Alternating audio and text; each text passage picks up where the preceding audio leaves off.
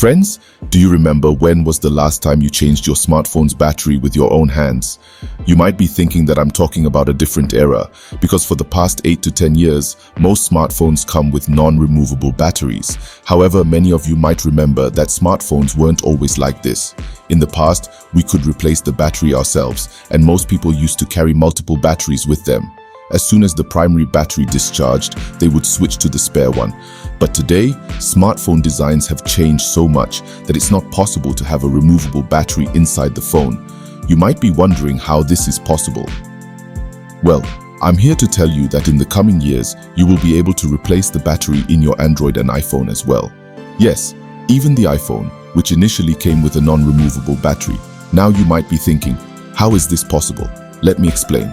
European Parliament introduced a new law in June 2023 that mandates all electronic devices, including smartphones, tablets, laptops, and even EVs. These devices should come with removable batteries, meaning batteries that can be replaced without needing special tools or technicians. It should be so easy that anyone can replace the battery themselves. In this law, 587 members voted in favor. Nowadays, all smartphones are designed using the glass sandwich method, meaning their front and back panels are made of glass and they are held together by a metal or plastic frame in between. As the smartphone industry advances, a trend has emerged where companies and customers are excitedly adopting this kind of design. These devices are created to provide a premium look and feel, but require extensive glue to ensure that all components are securely connected. If the European Union's new rule is implemented, companies will have to reduce the use of adhesives to make the battery removable. This may lead to the development of alternative designs that provide a premium look and feel while being more user-friendly. In this case, this rule would impact not only Apple, Google, and Samsung, but also many other smartphone companies' construction methods. This could bring about a significant change. Moreover, this rule doesn't just affect traditional smartphones, it also poses a challenge for modern, beautiful, foldable phones designed with flexible screens. But the question arises, what benefits will this rule bring to us? This rule is specific to countries that are members of the European Union. If you're thinking that this rule only applies to those regions, you're mistaken. In the past, various rules related to electronic devices were created for specific regions, but were later adopted globally. India is also part of this, and in 2020, the European Union passed a rule mandating that all electronic devices must have a Type-C port.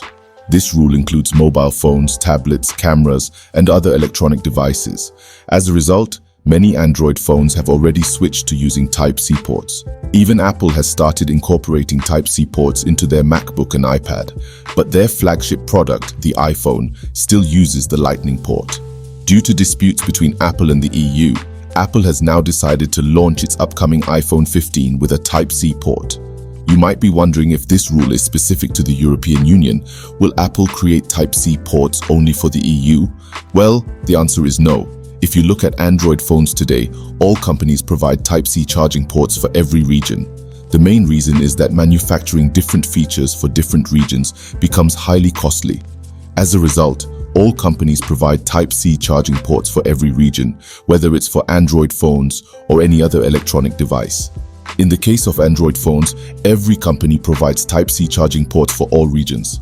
The main reason for this is that offering different features for different regions becomes highly costly for manufacturers. So, whether Apple wants to sell the iPhone in the US, the EU, or any other part of the world, they will offer worldwide compatibility with Type-C ports. It's essential to note that the EU's regulations don't just apply to the EU, they have a global impact. Before this, many rules were already established for specific regions, which are followed worldwide today, including in India. In 2003, Apple introduced the RoHS Directive regulation, which restricted the use of several elements like mercury and cadmium in electronic and other products. This regulation caused a significant transformation in the entire electronics industry.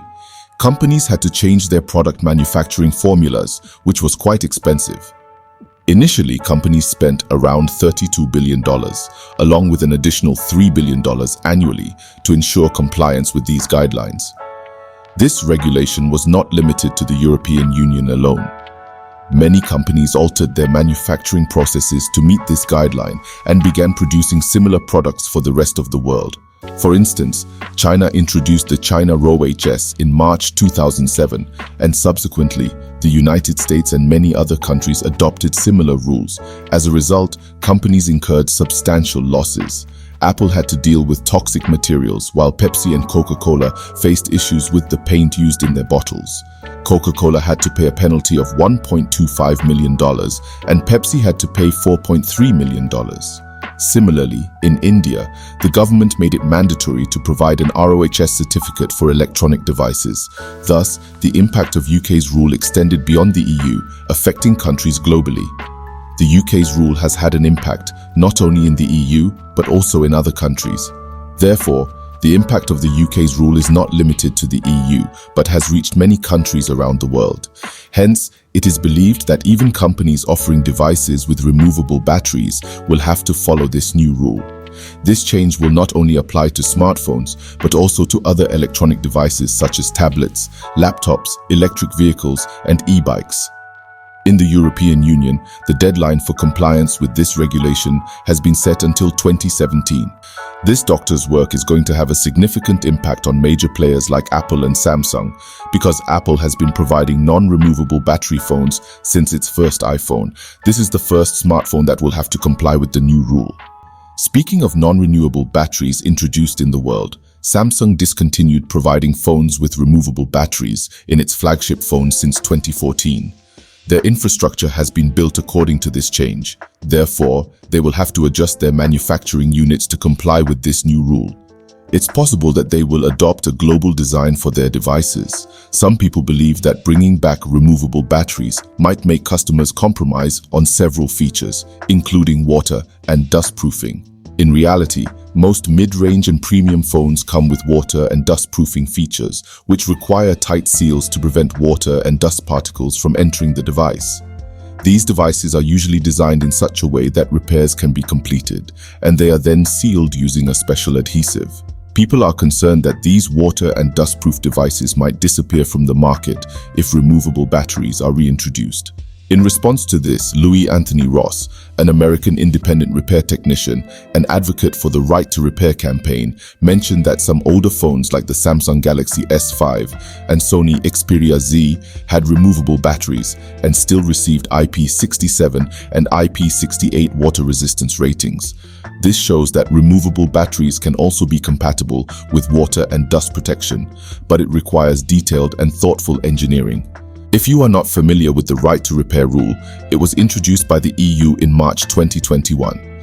According to this rule, companies were encouraged to manufacture electronic devices with spare parts that could be easily removed and replaced. Additionally, they were required to provide independent repair shops or consumers with repair manuals, spare parts, and diagnostic tools. The goal behind this rule was to enable people to repair their faulty devices and receive independence, reducing electronic waste. You may have noticed that when an electronic device becomes faulty, most people prefer to repair it rather than buy a new one to minimize e-waste generation. Companies in this regard often engage in anti-consumer behavior, with Apple being at the top of this list. In the case of Apple, if you replace your iPhone screen with a non-Apple genuine and perfect screen, some of your iPhone's features become disabled. You may face similar problems even if you replace the battery and camera. In such cases, you have only one option left, which is to get the repair done at the Apple Service Center, even if it costs you a substantial amount. If, besides this, you have a faulty flex cable for, let's say, the iPhone display, it can become a very challenging and expensive task. This is because Apple connects the flex cable in such a way that you cannot just replace the cable, you have to change the entire display. A flex cable can be found in the market for around rupees 6,000, but changing the entire display can cost you anywhere from rupees 16,000 to rupees 55,000, depending on the model. Considering all these problems, the Right to Repair initiative has been launched. Another argument is that we may not be able to see slim smartphones in the future, which are currently available in the market. It might be a challenge for companies to manufacture such smartphones due to the introduction of this rule.